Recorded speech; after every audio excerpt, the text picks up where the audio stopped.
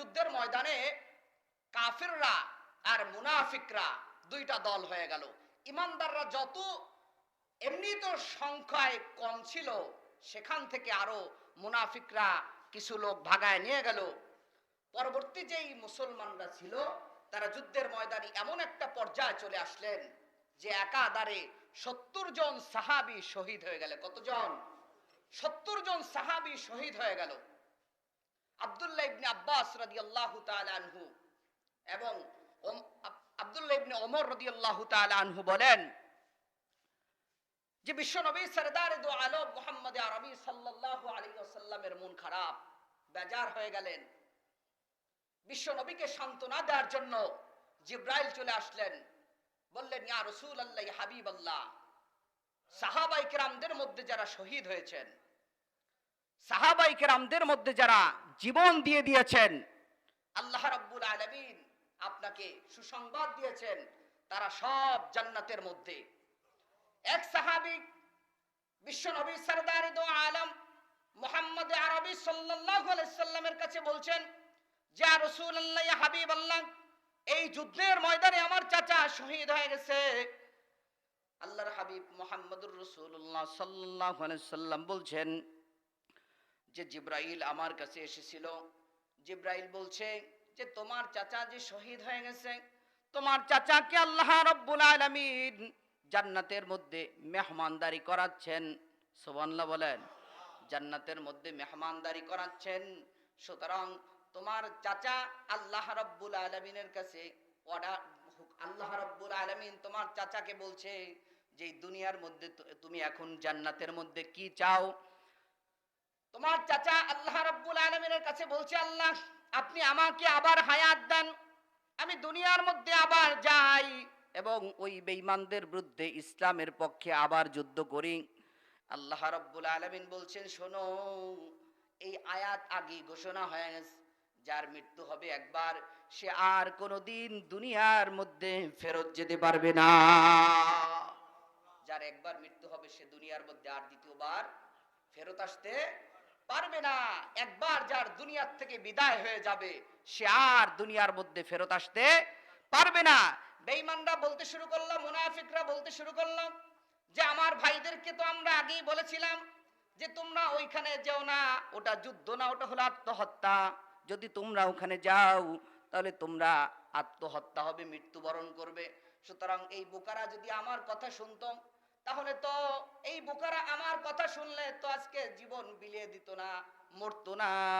এর প্রেক্ষিতে আল্লাহ বলছেন যে শোনো, তোমরা যদি সত্যবাদী হও, তোমরা যদি সত্যবাদী হও যে যুদ্ধের ময়দানে গেলেই মানুষ মরে যায়, যুদ্ধের ময়দানে গেলেই মানুষ মরে, যুদ্ধের ময়দানে গেলেই যদি মানুষ মরে, এটা যদি তোমরা সত্যবাদী হও তাহলে তোমরা তোমাদের মৃত্যুকে ফিরায় রাখো, তোমরা তোমাদের মৃত্যুকে ফিরায় দেখাও।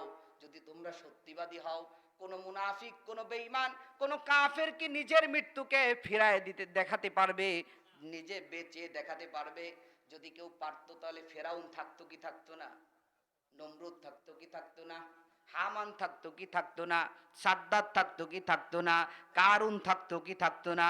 কিন্তু না, যদি কোনো মানুষ যুদ্ধের ময়দানে নাও যায় তাহলে তার ঘরের মধ্যে বসেও মৃত্যু হতে পারে।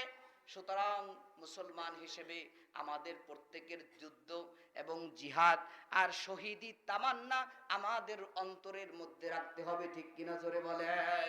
শহীদি তামান্না আমাদের অন্তরের মধ্যে রাখতে হবে।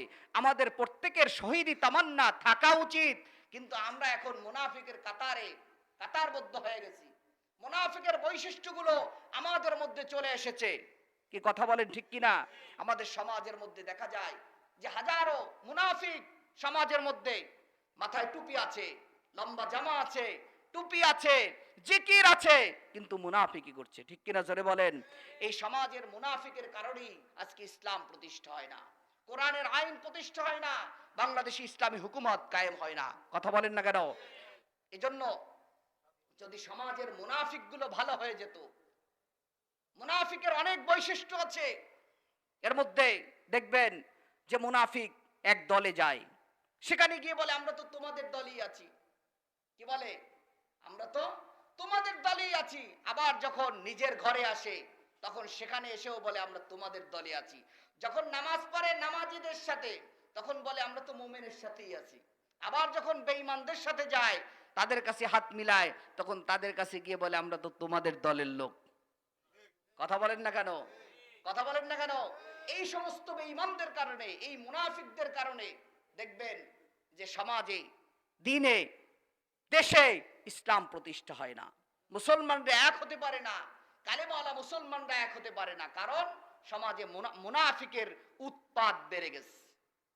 যদি মুনাফিকের ব্যাপারে আলোচনা হয়, তাহলে মসজিদের মুসল্লিরা বেজার হয়ে যাবে, সমাজের নেতারা বেজার হয়ে যাবে, সমাজের মধ্যে রাজনীতিবিদরা বেজার হয়ে যাবে। কারণ মুনাফিকের প্রাথমিক পর্যায়ে তিনটা বৈশিষ্ট্য আছে, গুণ আছে।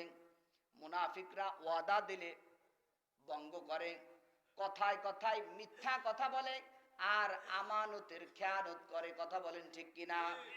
বন্ধুগণ আমার, সমাজের প্রত্যেকটা মানুষের কাছে প্রত্যেকটা মানুষের আমানত আছে না নাই? আছে না নাই? নেতাদের কাছে আমানত আছে কিনা জনগণের? তাহলে যেই সমস্ত নেতারা আমানতের খেয়ানত করে, চাই সেটা আমি হই, চাই সেটা আপনি হন, যে আমানতের খেয়ানত করবে সে কি? জোরে বলেন, জোরে বলেন। তাহলে মুনাফিকের বৈশিষ্ট্য, মুনাফিকের 15টার উপরে বৈশিষ্ট্য আছে। মুনাফিকের অন্তরের মধ্যে রোগ আছে। মুনাফিকের অন্তরের রোগগুলো যতক্ষণ পর্যন্ত মুনাফিক দূর করতে না পারবে, মুনাফিকের অন্তরের রোগ যদি মুনাফিক দূর করার চিন্তা না করে, তাহলে আল্লাহ ওয়াদা দিয়েছেন মুনাফিকের রোগ আরো বাড়ায় দিবেন। মুনাফিকের রোগ কি করবেন? আরো বাড়ায় দিবেন। আল্লাহ বলছেন ফি কুলুবিহিম মারাদুন ফাযাদাহুমুল্লাহু মারাদা। যে মুনাফিক যদি নিজের রোগগুলো, অন্তরের রোগগুলো যদি পরিবর্তন করতে না চায়, তাহলে মুনাফিকের এই অন্তরের রোগগুলো আল্লাহ রব্বুল আলামিন আরো বাড়ায় দিবে।